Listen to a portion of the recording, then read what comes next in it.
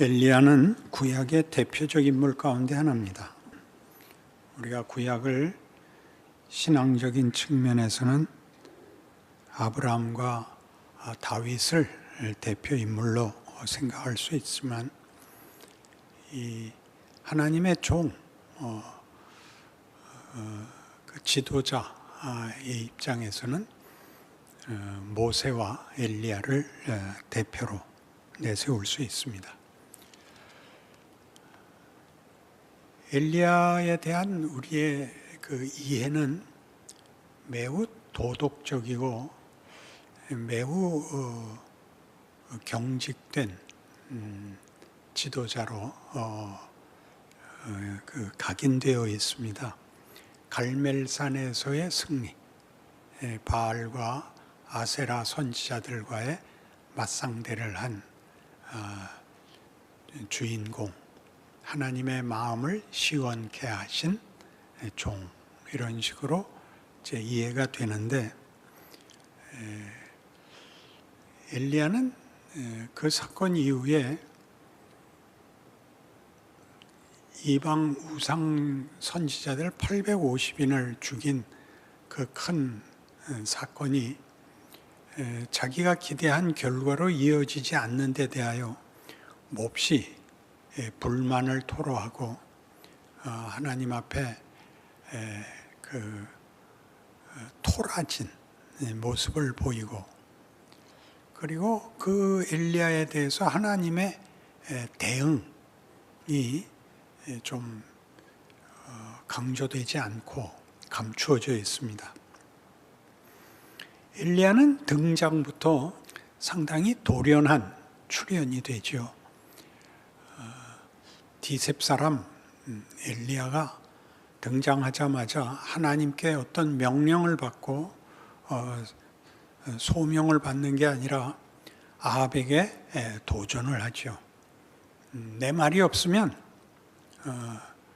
이 우로가 다시 오지 않을 거다 해서 3년 반의 감흥을 선언하고, 또 갈멜산에서도 그 대결을 엘리야가 주도권을 쥐고 아합과 또 그 우상을 섬기는 선지자들과 어찌 보면 대단히 무모해 보이는 대결을 벌이는 것으로 보입니다. 하나님의 뜻을 행하여 모세 때에는 지팡이를 내밀어 뱀이 되게 하라, 나일강을 피로 물들여라, 홍해를 갈라라 하는 것과는 매우 다른 식으로 엘리야가 멋대로 규칙을 정한 식으로 대결이 일어나고, 엘리야는 다 응답을 받습니다. 여호와만 이스라엘의 하나님이신 것과 내가 하나님의 종인 것을 응답해 주십시오 해서 답을 받고, 또 갈멜산에 올라가서 7번이나 기도해서 구름이 오게 하고 드디어 비가 내리게 하는 일들은 하나님이 시키신 대로 한 것보다 엘리야가 강청을 해서 하나님이 종속적으로 이 일에 참여한 것으로 보입니다. 이런 담대한 엘리야의 그 사역이 본인이 저지른 일에 응답을 다 받았음에도 불구하고 궁극적인 목적, 이스라엘 백성의 회개, 아합 왕권의 몰락을 가져오지 않은 현실에 대하여 엘리야는 불만을 가지고 도망을 하게 됩니다. 목숨을 구하기 위해서도 도망을 하고, 하나님에 대한 불만 때문에도 자기의 사역을 다 팽개치고 광야길로 들어왔고, 그리고 호렙산까지 이릅니다. 그때 하나님은 호렙산에서 물론 엘리야야 너 왜 여기 있느냐라고 물으시지만, 그 광야에서는 뜻밖의 천사를 보내서 그를 먹이고 따뜻하게 격려하고 힘을 내서 가라 라고 그의 토라진 삐진 현상에 대해서 뭐라고 말씀하시지 않습니다. 그가 호렙산에 이르자 하나님이 그에게 묻죠. 엘리야야, 너 왜 여기 있느냐? 그러니까 엘리야가 답하는 답을 보시면 하나님이 모르신단 말입니까? 그런 식의 빈정거림이 묻어납니다. 아합이 모든 예수 믿는 자들을 다 죽이고 나 하나 남았는데 나도 죽이려고 하는데 내가 무슨 수가 있습니까? 도망오는 수밖에요. 그렇게 답을 합니다. 그러자 하나님이 너 산에 굴 앞에 나와 서라. 그리고 하나님이 등장하실 때도 똑같은 질문을 하죠. 엘리야야, 너 왜 여기 있느냐? 그러니까 하나님이 하나님 노릇 안 하셔서 내가 여기 있는 거 아닙니까? 답이 그렇게 되어 있습니다. 그러자 하나님이 강한 바람도 보이시고 지진도 보이시고 불도 보이시지만 거기는 안 계시고 세미한 음성 속에 등장하셔서 아람 왕 베나닷을 패하고 후임을 하사엘을 왕 세워라. 북왕조 이스라엘의 아합을 제거하고 예후를 왕으로 세워라. 그리고 네 후사로 엘리사를 선지자로 세워라. 그렇게 말씀하십니다. 이 일은 말하자면 하나님께서 엘리야의 그 불만에 대한 답입니다. 엘리야의 불만은 왜 하나님께서 나의 진심과 그리고 하나님의 하나님 되심을 이 갈멜산 전투에서 보이시고도 결과를 운명을 다 바꾸지 않으셨습니까? 라는 질문에 대하여 얘야 역사를 더 연장하자.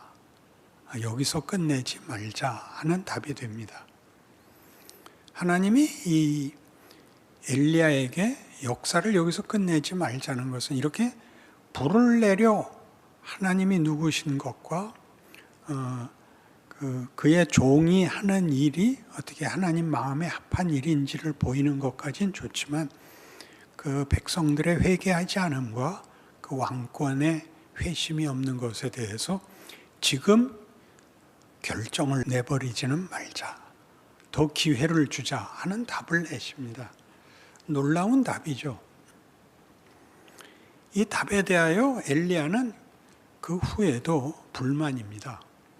그래서 그는 물러나서 잠시 무대에서 떠나고 아합과 그 베나닷 사이에 전쟁이 있을 때는 하나님의 뜻을 전하는 이들이 이름 없는 선지자들이고 이 엘리야는 등장하지 않습니다.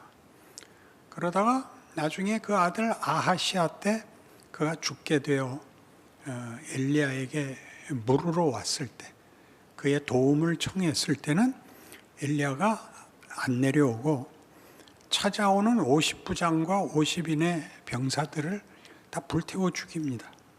하늘에 구하여 하늘에서부터 불벼락이 내려서 죽어버리고 두 번째도 똑같이 그렇게 되고 세 번째는 오는 그 50부장이 빌지요. 제발 전과 같이 나를 죽이지 마시고 우린 심부름을 온 쫄병에 불과하니 용서하시고 저랑 따라가십시다. 하나님께서 두려워 말고 가라. 그래서야 나섭니다. 게다가 후사인 엘리사를 만났을 때도 그는 하나도 친절하게 굴지 않습니다. 겉옷을 벗어서 집어 던지고 엘리사가 아무리 친근하게 굴고 아무리 붙잡으려고 해도 퉁명스럽게 대꾸합니다. 그리고 하나님이 그를 데려가십니다.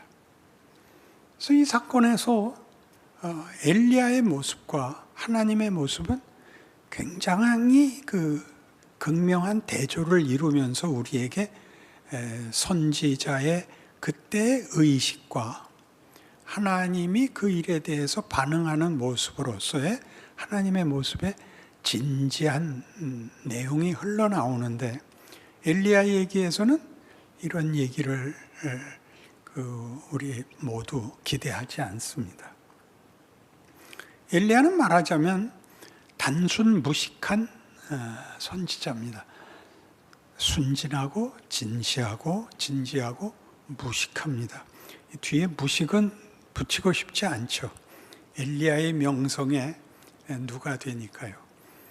그는 여기서 결판을 내고 싶고 하나님은 그러고 싶지 않습니다. 하나님이 여기서 엘리야에게 엘리야가 한 일을 꾸짖지 않고 칭찬하시지만 엘리야가 원하는 조급함과 지금의 결판을 내자는 주장은 받아들이지 않습니다. 그것이 폭풍 속에도 지진 속에도 또 불 가운데도 계시지 않는 하나님입니다. 엘리야는 대조적으로 그 하나님과 자신을 증명하기 위해서 하늘로부터 불이 내리는 사건을 요구했고, 그를 부르러 온 아하시아 왕의 그 부하들을 불로 징계하여 말하자면 폭력적 결말을 주장하고 있는 것입니다. 그것을 끝까지 포기하시지 않는데 하나님은 이 엘리야를 꾸짖지 않습니다. 엘리야를 통하여 하나님은 오히려 하나님이 마음을 바꿉니다. 엘리야의 소원을 들어주는 것이 아니라 엘리야의 주장으로 인하여 하나님은 한 번의 그 변환을 가집니다. 그는 역사를 이어가기로 결심을 합니다. 하나님도 갈멜산에서 끝장을 내고 싶었는지는 알 수 없습니다. 그러나 거기서 하나님이 자신을 증명하신 것은 사실입니다.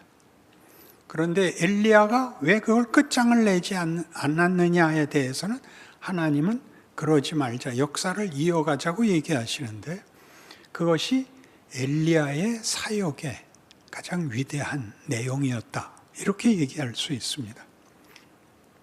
엘리야는 순진한 사람이고 조급한 사람입니다.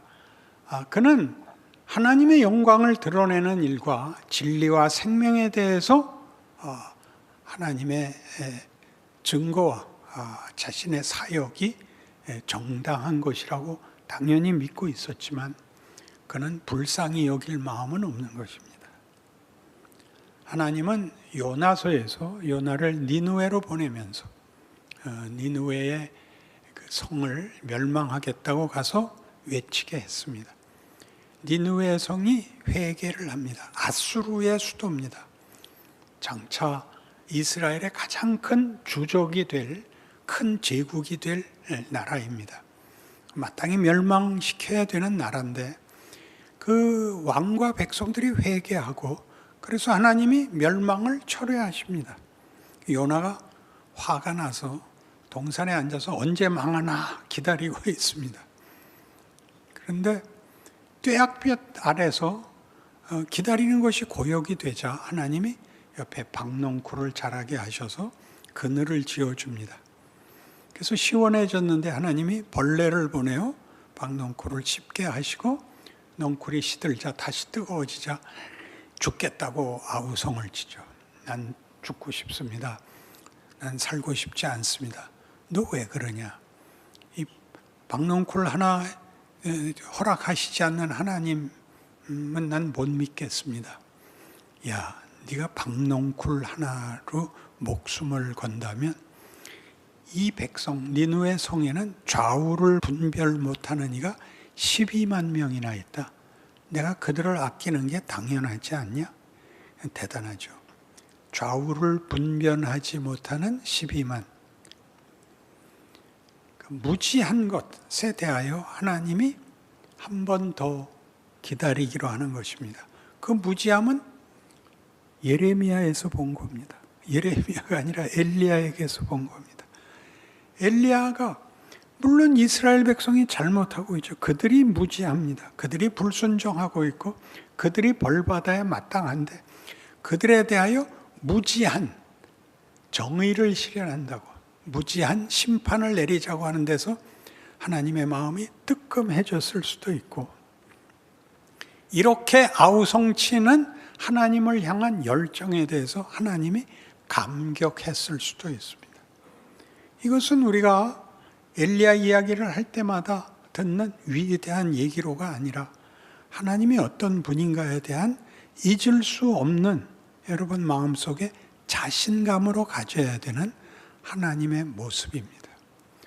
그래서 하나님은 엘리야의 그 순진함이 가지는 약점들에 대해서는 상처를 주지 않고 뭐라고 꾸짖지도 않고, 그래서 마지막에도 하나님이 직접 품에 안고 데려가십니다. 그의 승천은 영광스럽기보다 하나님이 그를 얼마나 아끼셨나를 보이는 것으로, 그의 아낌은 보상이 아니라 그의 약점에 대하여 하나님이 가지시는 보호, 사랑, 하나님 되시는 깊은 애정을 우리로 보게 합니다.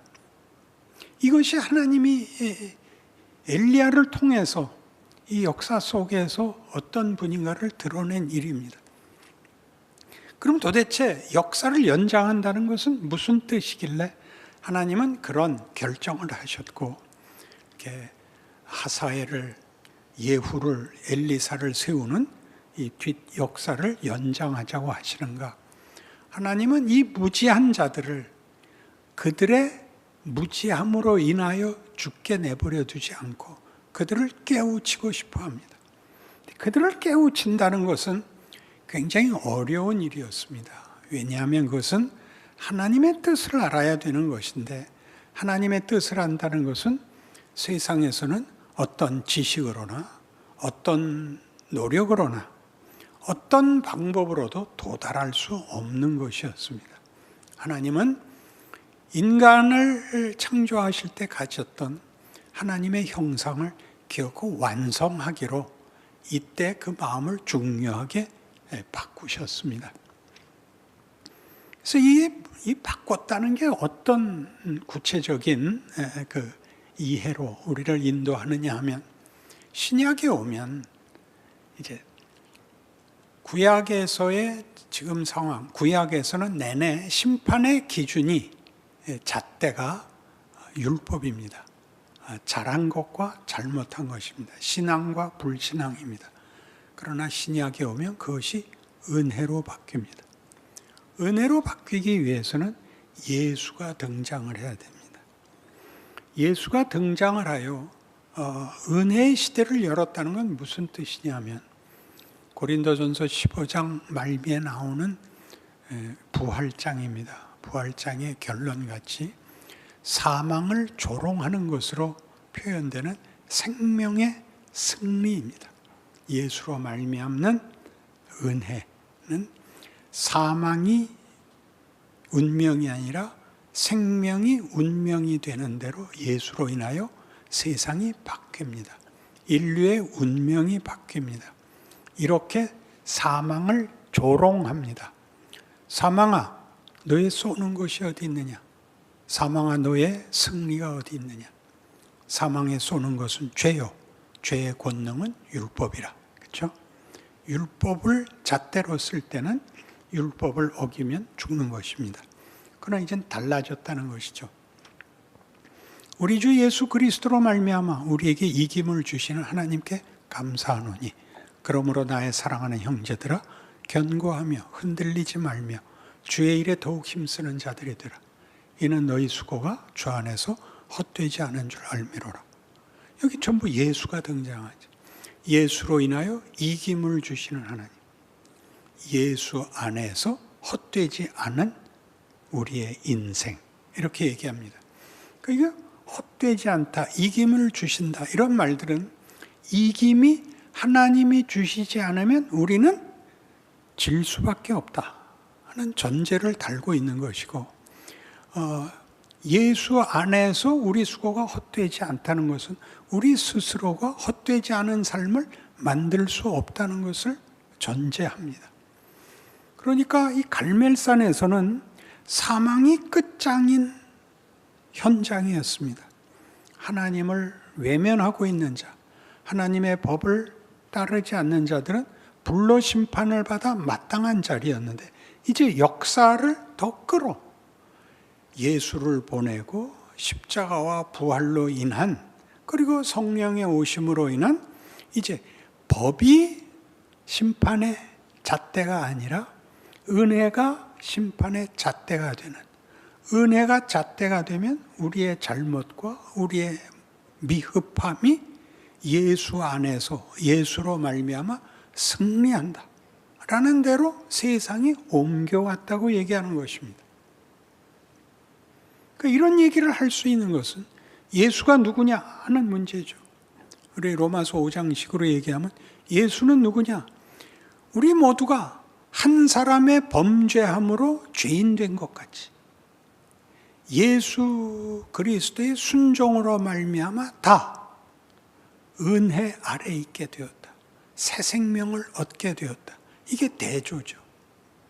아담의 실패가 법의 잣대가 잘잘못을 나누어 심판하는 것 같이 이제 예수의 순종이 잘잘못을 넘어서는 은혜 아래 잣대를 가지게 됐다. 은혜 아래 잣대를 가지게 됐다는 건 이것입니다. 우리가 씨를 심어 결실을 하면 30배, 60배, 100배의 결실을 합니다. 거기는 30배와 60배와 100배를 나누지 않습니다. 결실의 풍성함이 있을 뿐입니다. 이쪽엔 사망이 없습니다. 사망을 넘어섰기 때문입니다. 사망은 이제 우리의 잣대가 아닙니다. 우리의 운명이 아닙니다. 우리의 운명은 생명입니다.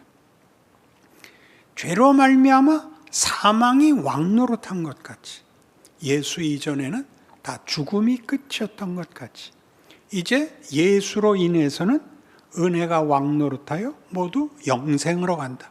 생명이 이긴다. 이렇게 바뀌는 것입니다. 그러니까 엘리야가 그 율법으로 말미암는 잣대에서 모두 죽을 수밖에 없었던 갈멜산 전투를 하나님은 엘리야 때문에 마음을 움직여 이렇게 생명이 이기는 자리에까지 역사를 진전시키는 것입니다. 역사라 그러면 우리 쉽게 세상에서 역사는 반복되며 아무 의미가 없다라는 생각이 들 텐데 그건 세상 역사고 하나님이 세상 역사에서 하시는 일은 사망이 왕노릇하던 역사를 생명이 왕노릇하는 역사로 바꿔놨답니다. 우리가 믿고 있지 않습니까? 생명이 왕노릇하게 되었습니다. 생명이 왕노릇하는 대로 이걸 바꿔놓은 예수 그리스도 안에 있는 생명은 사망과 달리 사망은 모든 것을 헛되게 합니다. 끝이 사망이니까 소멸시키고 망하는 것이죠. 생명은 자라는 것입니다. 끝없이 자라는 것입니다. 영생이라는 것은 시간적 개념보다 더 크게 존재의 그 가치, 보람, 영광의 무한한 풍성을 얘기하는 것입니다. 이게 성경이 우리에게 하고 싶은 얘기죠. 역사가 이어진다는 게 무엇이냐? 하나님이 이제 인류를 법을 근거로 하는 대상에서 은혜를 근거로 하는 대상으로 만들겠다고 하심으로 은혜가 근거가 되자 우리에게 명예로워라, 영광되라, 한번 해봐라, 이 기회를 너희가 유용하게 써라 하는 대로 부르고 있다는 것이죠. 그러니까 우리가 걱정해야 할 건 내가 잘못하면 지옥 가느냐의 문제가 아니라 더 잘하는 대로 여러분이 탁구를 치다가 실점을 하면 실점이지 죽여버리는 것이 아닌 것처럼 탁구는 이기고 지는 것으로 목숨이 왔다 갔다 하는 것이 아닌 것처럼 이제 신자들에게 기독교라는 것은 이렇게 바뀌어 있는 것입니다. 그러니까 예수님께서 이렇게 얘기하시죠. 자신의 죽음을 얘기할 때 요한복음 12장에서 한 알의 밀알이 땅에 떨어져 썩지 아니하면 한 알 그대로 있고 썩으면 많은 열매를 맺느니라입니다. 그러니까 예수님의 죽음은 죽음 아래 들어가서 죽음이 끝인 우리의 운명을 거기 사망이라는 자리에서 부활로 꽃 피우는 겁니다. 그러니까 부활이란 생명이 사망을 겪어야 가는 자리입니다. 사망이라는 자리가 없으면 생명과 부활이라는 얘기가 필요 없죠. 생명이 계속 승리로 가야 되는데 하나님의 구원 사역에서는 분명히 생명이 불순종을 겪음으로써 사망을 겪고 예수로 말미암아 부활로 오는, 그리고 부활의 시대를 우리의 인생에 갖게 하는 이런 역사를 우리에게 증언하고 있습니다. 그러니 여러분이 신자로서 산다는 것은 언제나